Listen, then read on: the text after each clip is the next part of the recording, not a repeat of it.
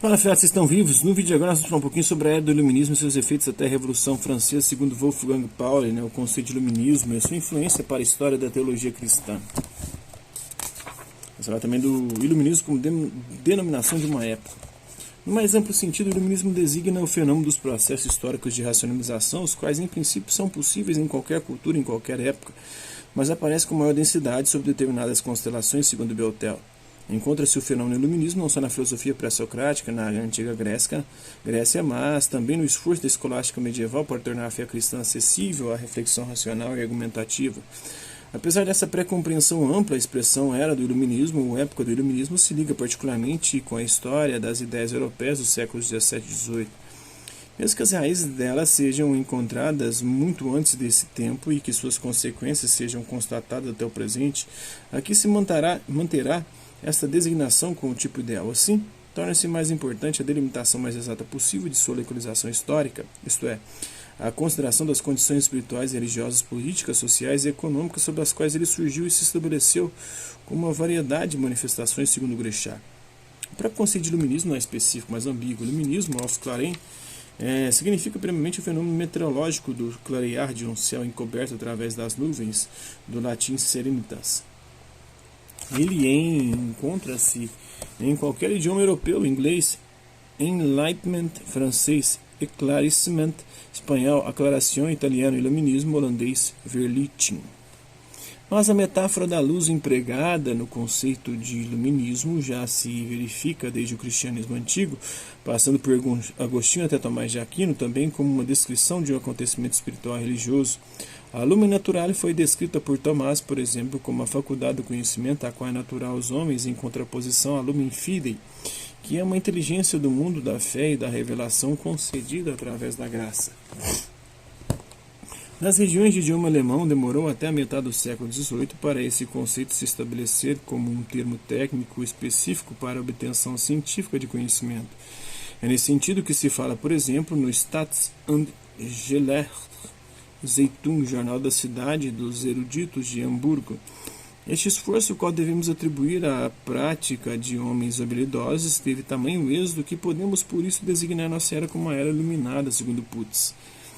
No entanto, o conceito de iluminismo foi descrito quase simultaneamente de modo negativo ou, no mínimo, ambivalente, segundo Lube. Aqui já se delineia um desenvolvimento que vê no iluminismo e em suas consequências para o Estado e a Igreja limitações unidimensionais e perda de competência de poder de interpretação vigentes até então. Mas também é problemático substituir o conceito de iluminismo por conceitos como racionalismo ou era da razão. Também estes carecem de uma definição mais precisa para apresentar conteúdos concretos. A época descrita com o termo iluminismo é por si tão complexa que seus numerosos aspectos dificilmente podem ser descritos com um único conceito geral, segundo McGrath. Pouca exatidão do conceito levou Belichny Monatsschrift, revista mensal de Berlim, em 1784, a perguntar para as mais importantes cabeças de sua época: o que é o iluminismo? Moses Mendelssohn, ao responder, colocou o conceito no quadro geral de formação e cultura. Formação tem dessa forma um aspecto teórico e outro prático, descrevendo o iluminismo, um aspecto teórico e cultura, o prático. Portanto, para Mendelssohn, o iluminismo é um metaconhecimento sobre a cultura, um conhecimento do conhecimento da cultura. Portanto, o objetivo do iluminismo é eliminar o estado de ingenuidade e de reflexão da cultura. No iluminismo se realiza a capacidade e habilidade do refletir racional, segundo Seckler. Immanuel Kant formula sua compreensão sobre o iluminismo na definição que se tornou clássica. O iluminismo é a saída do ser humano de um estado de minoridade que deve ser imputado a ele próprio. A minoridade é a incapacidade de serviço do próprio intelecto sem guia de outro. Imputava a si próprio a essa minoridade se a causa dela não depende de um defeito da inteligência, mas da falta de decisão, de coragem, de serviço do seu próprio intelecto, sem ser guiado por outro. Sapere aude, ouse saber, tenha coragem de servir da tua própria inteligência, eis, portanto, o lema do iluminismo, segundo Kant. A definição de Kant compreende quase todos os aspectos do conceito. Ele está localizado em um abrangente movimento de emancipação dos homens. A última instância probatória dos conhecimentos teóricos e das decisões racionais não é, portanto, aquilo que é dado pelo Estado, pela Igreja ou pela tradição, mas sim o entendimento de cada um. O fato de o ser humano ser equipado com o entendimento não deve ser equiparado com o uso dele.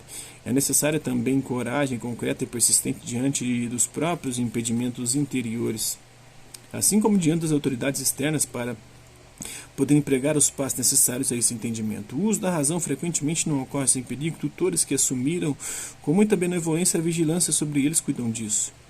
No entanto, Kant compartilha o otimismo em sua época. Nesse caso, com efeito, se encontrarão sempre entre os tutores, até entre os tutores oficiais da grande multidão, alguns livres pensadores que, depois de terem sacudido de si o jugo da tutela, espalharão o espírito de avaliação racional do próprio valor e da vocação de todo ser humano para pensar por si mesmo. Por iluminismo entende-se não uma ampliação de conhecimento objetivo e específico, mas sim um processo de aquisição responsável de conhecimento. Esse processo e os movimentos de emancipação a ele ligados são, portanto, colocados como uma tarefa interminável, postos novamente a cada geração, segundo Weyerhaus. Além dessa determinação da posição fundamental universal, entende-se iluminismo também como uma designação específica para uma determinada sequência da história espiritual europeia.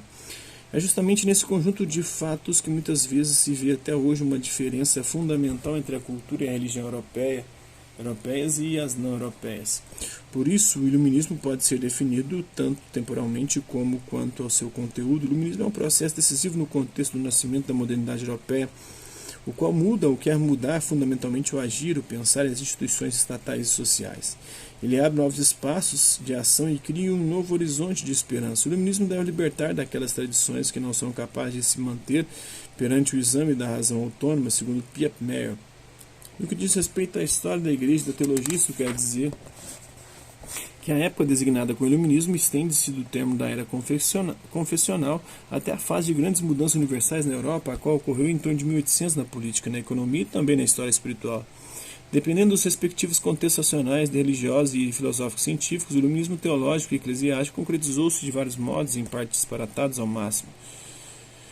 Podemos encontrar aquilo que dava unidade e constituía a época, por exemplo, na superação programada e efetivada da polêmica confessional e da teologia escolar aristotélica, na acentuação da relevância da religião para a vida prática e, diretamente ligada a isto, no cultivo consequente da individualidade e da interioridade religiosa, segundo Bertrand. Então é isso aí. Espero que vocês tenham gostado do vídeo. Quem curtiu, dá um like. Quem não curtiu, não dislike. Hasta lá, vista e até a próxima.